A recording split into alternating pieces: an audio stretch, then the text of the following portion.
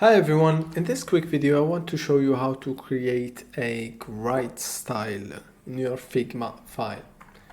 So here let's go and create a new frame, and let's go and add a new grid element to our frame.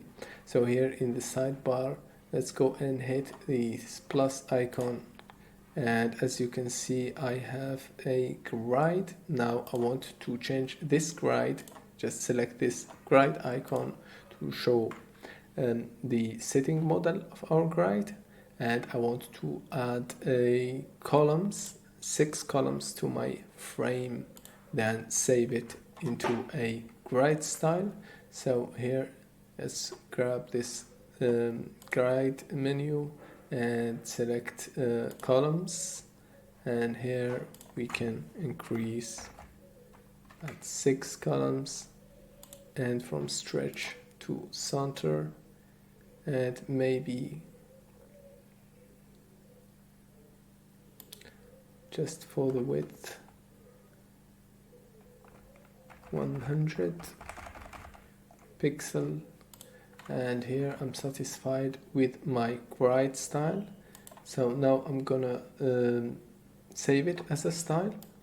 So here hit the 4-dot icon and hit this plus icon to create style. And I'll give it a name of grid style 1.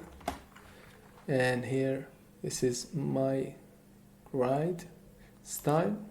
So hit this backdrop icon, gray area in your canvas to access all your style. And here is my grid, so I can edit it if I want. Just that, can add, let's say 7 or just 5, and it will update to my frame automatically.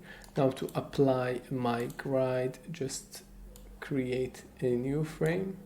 And here you can go here in the right hand sidebar and hit this 4-dot icon and just add your style to your frame. So